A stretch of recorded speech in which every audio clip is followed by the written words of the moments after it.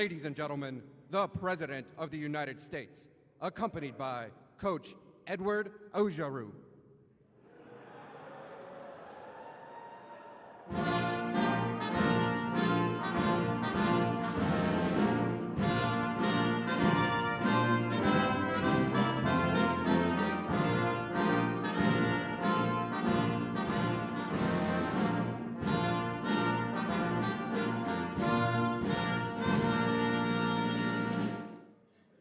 Well, this is an exciting day in the White House. We have very exciting days, more than most presidents, I would say, times 10. We like to keep it that way. The coach likes to keep it that way, but we really do. We just had I was just telling the coach, he said, I know, I just made some additional money. We just had another all-time high for our stock market just hit. So that'll be 149 times in less than 3 years. That's not bad. Coach, that's good, right? Steve, that's good. We'll take that, Coach, right? Yes, but today, it's about the coach and the team and that unbelievable quarterback, unbelievable players. It's really my great privilege to welcome to the White House the college football national champions, the Louisiana State University Tigers.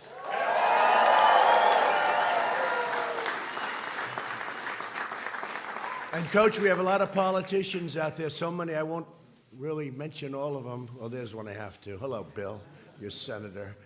But we have a lot of great politicians out here, and some football players, the politicians, I really respect the football players a lot more, to be honest. We're joined by many loyal fans of the purple and gold, including Ambassador Robert Lighthizer, who just did our great deal. Where's Robert? Just did our great 2 deals. We just made the 2 largest trade deals in history. One with China and the other one with Mexico, Canada. And with China, we'll be taking in $250 billion a year, and with Mexico, Canada will be taking in hundreds of billions of dollars a year, Bill, so that's pretty good, right?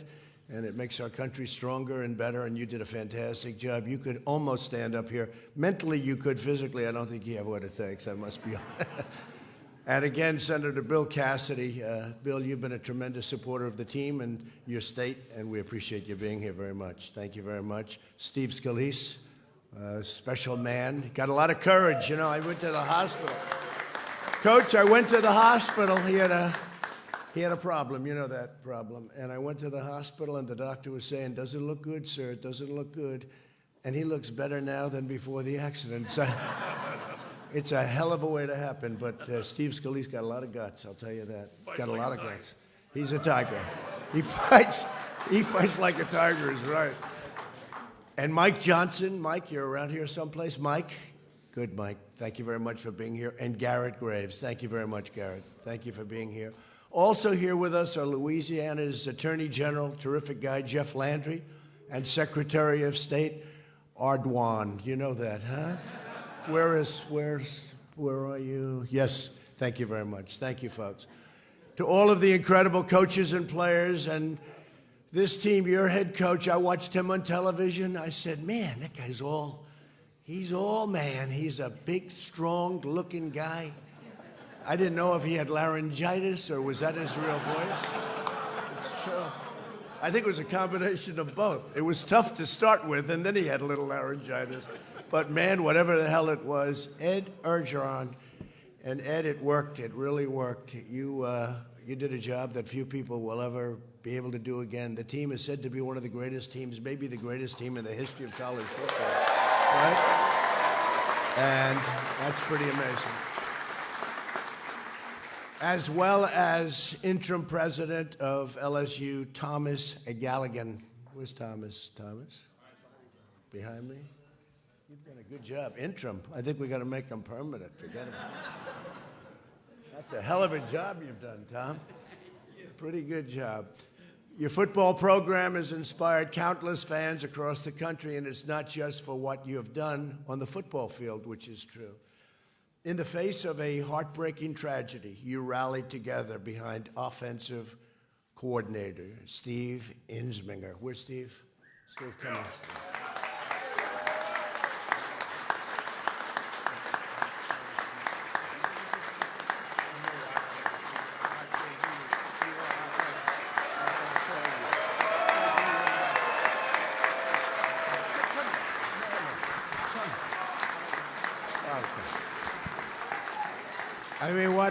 Your whole story, tragedy, and yet so incredible the way you handle it. And the coach said, you never wavered.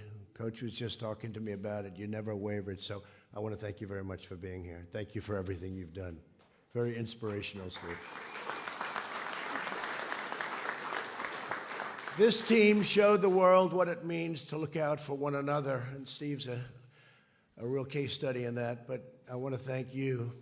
3 years ago, when LSU needed a head coach, they considered choosing someone younger. You're a pretty young guy, right? Younger. That's discrimination. You could sue them for that. See, nowadays you sue if you hear that. They want younger, let's sue them. They made the right choice, that I can tell you. And some might say a little bit less gruff. Does that make sense? And yet to me, if I was casting a movie, I told them today, that's my football coach. There's nobody in Hollywood that can play the role better than this guy, right, Coach? Instead, they put their faith in a hometown boy from La Fourche Parish.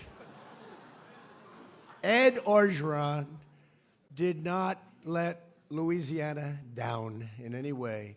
And today, Coach O, as they call him, you may well be the most beloved coach anywhere in the land. And we have some great coaches.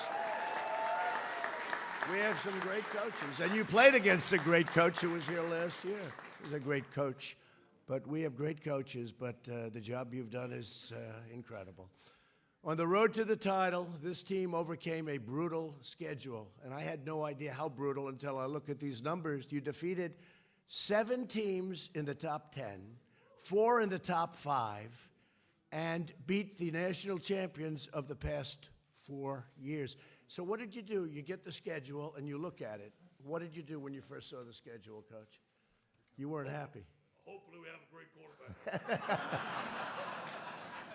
Now think of that for a schedule. You know, you get your schedule and you say, wait a minute, every team is like a great team we have to play. You didn't have too many easy weeks, but your explosive offense pushed every opponent from the breaking point and to the breaking point. And for the first time since the legendary coach Paul Dietzel, name we all know, and the Fighting Tigers of 1958, LSU had a perfect undefeated season. So rare. Really rare.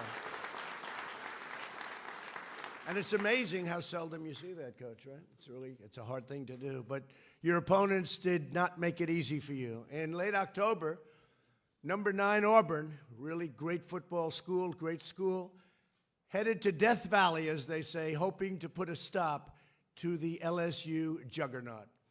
It was all tied up at the start of the second half when Auburn took the lead for the 3rd time that game.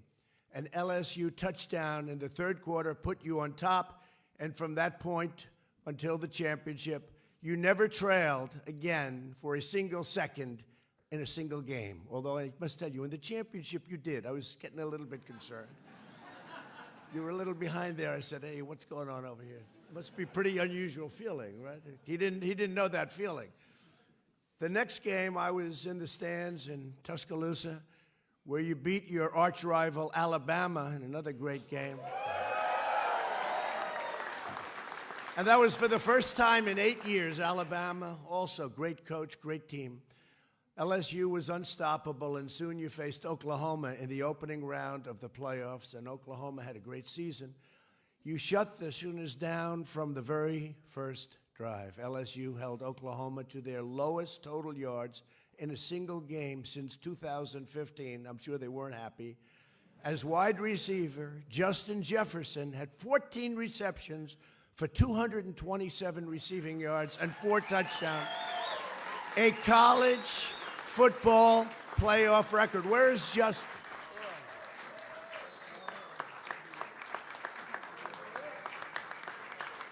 He's going to be so rich. Oh. We're looking at money. And this guy Chase, wherever the hell he is, he was catching. Where the hell is Chase? He was catching balls all over the place. You guys are going to make so much money. And I don't think your quarterback's going to do too badly, Coach. I don't think going to do too badly. You beat Oklahoma 63-28. That doesn't happen to Oklahoma. Then it was on to New Orleans. You needed one final big win against a truly great team. And one last time, LSU learned that its star quarterback, Joe Burrow, was something very special. After breaking a bone in his hand playing at Ohio State, Joe sat on the bench and wasn't happy about it. I heard he was not thrilled. That was not your happiest moment, right? He didn't like it. I heard stories. He was going a little crazy. Then the coach took charge and took a change and brought him to LSU. Joe soon became the best quarterback in all of college football, and not close because he set an NCAA record with 60 touchdowns. I've never even heard of that. 60. In a single season, averaging a touchdown every quarter, and won the Heisman Trophy by the largest margin in the history of the Heisman Trophy. It's incredible. And as he received the trophy, Joe fought back tears. I don't know. I don't think he's ever cried in his life. I don't believe it. Did you actually fight back tears? A little bit. It's like the coach. If you told me he cried, I don't believe. He maybe when he was a baby, but I doubt it. He dedicated it to the kids in his beloved hometown of Athens, Ohio. Great state. Within weeks, Joe's heartfelt speech raised over $500,000 for the Athens County Food Pantry. Thank you. Thank you, Joe. And Joe, I want to say on behalf of the country that you make our country very, very proud. You're really an inspirational talent and all of that, but you're an inspirational player and you're an inspirational person. You have a heart that's incredible and the team respects you so much. With Joe quarterbacking and a team of unrivaled talent right alongside and beside him, LSU had to beat the reigning champions, a team that was here last year, and nice guys, and they were very large. You know, we served them a lot of food. They ate so much food we didn't know what the hell to do. They kept eating and eating. A team that had not lost a game in 741 days, the Clemson Tigers. They really are really special, right? They're amazing. Before the game, the First Lady and I were honored to walk out on the field, escorted by the ROTC cadets from both schools. We then joined tens of thousands of proud, patriotic Americans to watch the Battle of the Titans. This was a great game. This was a tremendous game, and Coach, they had tremendous ratings on television. The ratings came in. They were, not surprisingly, but they were tremendous, beyond what normally would be for even a championship game. On your first drive, I think you might have had something to do with that stuff. I don't know. Although these two guys maybe too, but you had a lot to do with it. On your first drive, the celebrated LSU offense was pinned back at your own goal line. I watched it. I've never seen, I don't bet you haven't been pinned back that many times, because every time I saw you, you were on the 3-yard line. Like, what happened? It was just like constantly, but you kept doing just fine. You did just fine, Coach. We were rope-a-dope. You were right. That was a rope-a-dope. Yeah, it's true. The first time you got the ball sack, and then you made that great play, and they called it back as usual. You made the great pass. He's all over the place. He was going to be tackled 4 times, like on the first play, and you threw the ball, and everybody was excited. And then they said, "There's a flag in the field." Too many flags, Coach. Right? Too many flags. You know, the referees, they want to get themselves in the limelight, but that was a play that should have not been called back. But that's all right. You punted after a rare 3 and out, and soon Clemson struck first with a touchdown, and for the first time all season, they were behind. Then Jamar Chase, and that's the man I was watching him, caught a 52-yard bomb from Burrow to tie it up. By the end of the game, Jamar had 9 catches and 2 touchdowns, setting a playoff championship record with 221 receiving yards. That's phenomenal. Come here, Jamar. Come here. Come here, Jamar.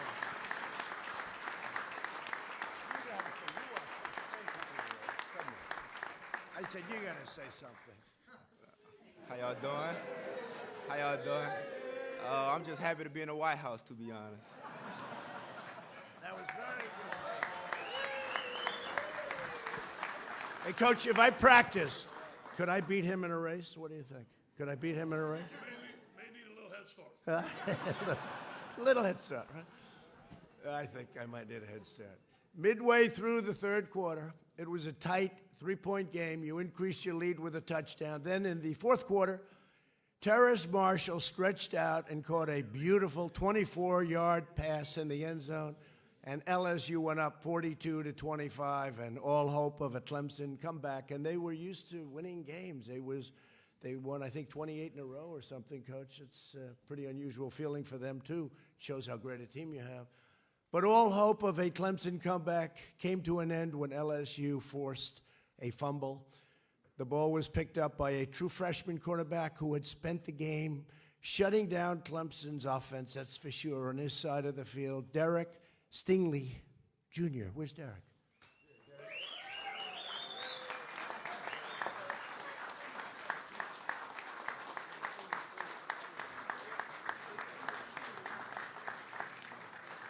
That was a good feeling, Coach. With that play, the game was over with an eye-popping 628 yards, the most passing touchdowns in a playoff championship game, and the SEC's first ever 15-0 season. LSU became the college football national champions, and Coach Orgeron said after the game, "God had a plan. All I did was follow the plan." The fact is, God had a great coach here. This is a great, great coach. I really mean that, too.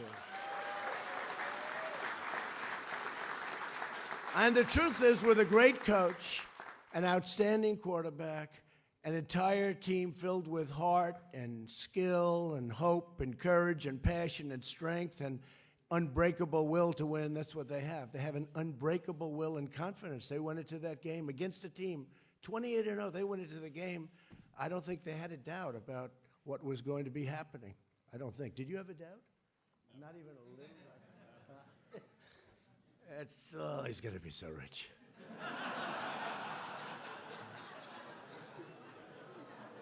Looks sort of like a young Tom Brady. Does that make sense to you? That's young. We call him young Tom Brady. This LSU team will long be remembered as one of the greatest in college football history. And I just want to say congratulations and go Tigers. Go Tigers.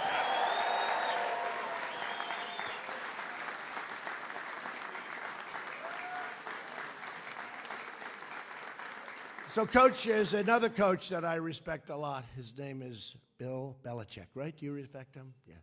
Everybody respects him. He has a lot of respect for you. I talked to him. He has a lot of respect for you, and he thinks you're a great coach. And we know that. The results speak louder than anything I can say. I just want to congratulate you. It's great to get to know you. You have a real friend here. If we can ever help you with rescheduling, like next year, where we give you a little bit easier schedule, what do you think? Bill, we'll work that out. But let's have the coach say a few words. Boy, does he deserve it. It's great to have you in the White House.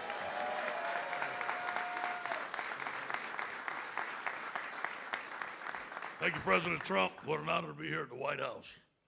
I speak on behalf of our football team and our great assistant coaching staff. I do have the best organization in the world, one team, one heartbeat. This is a players-driven program. It's about the men behind me and the men in front of me. You guys did it. You guys set out on a plan last year, January 17th, that you were going to win the national championship. You never talked about it. You went about it through hard work, dedication, and you did it, and we're so proud of it. I'd like to thank my wife, Kelly, and my boys and my family here to be with me. And all the coaches' wife, I'd like to thank Scott Wilbur, Mary Warner, and administration for all the great things that they did for us. One team, one heartbeat. Go Tigers. At this time, I'd like to bring up our interim president, Tom Gallahan.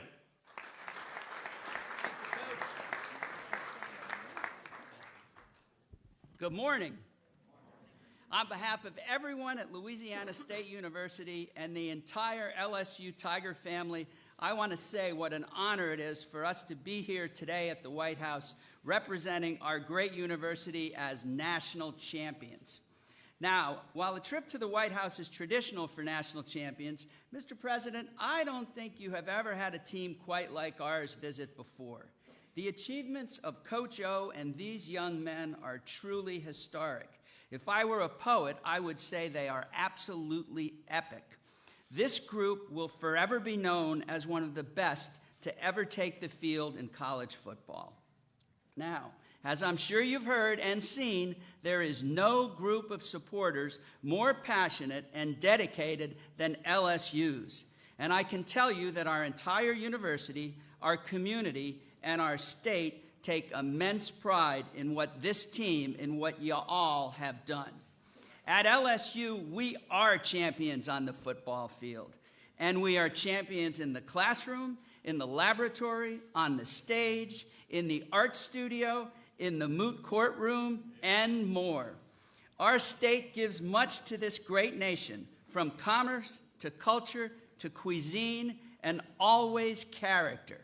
Now we have given the country what we believe is the greatest college football team ever.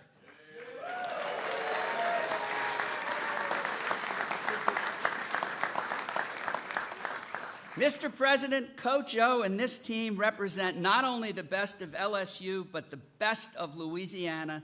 Thank you, and go Tigers!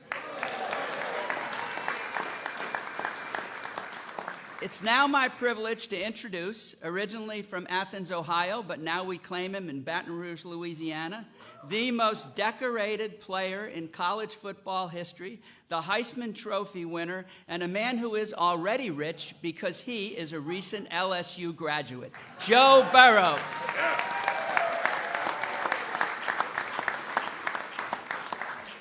I'll keep this short and sweet because I'm sure Mr. President has some more pressing matters to get to, but no, I just want to say it's truly an honor to be here, and thank you for having us so soon after the game so the seniors could be here. That means a lot to us. This is a moment we'll never forget, and it truly does mean a lot that you did that so soon, so thank you.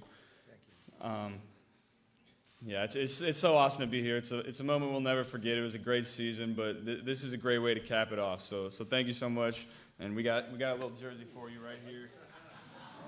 I thought he was going to give me the Sorry, we can't have my Heisman. I thought he was going to give me the Heisman Trophy. He's just giving me a jersey.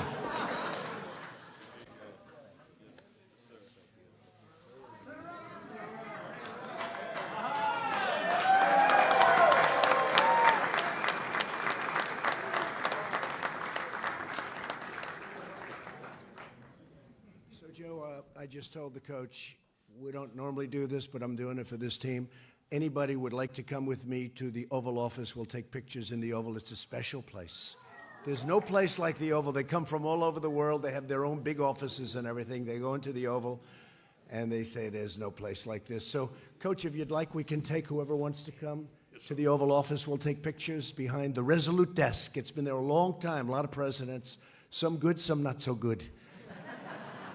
But you got a good one now. Even though they're trying to impeach the son of a bitch. Can you believe that? You believe that? Got the greatest economy we've ever had, Joe. We got the greatest military. We rebuilt it. We took out those terrorists like your football team would have taken out those terrorists, right? But we're doing good. So we're going to go to the Oval Office with some of the players and all of the players, I guess. And again, I want to just congratulate the team. I want to congratulate your great representatives, all of you. You've been fantastic all season long before they went on this big streak. And it's an honor to have everybody at the White House. Thank you very much. Thank you very much. Thank you.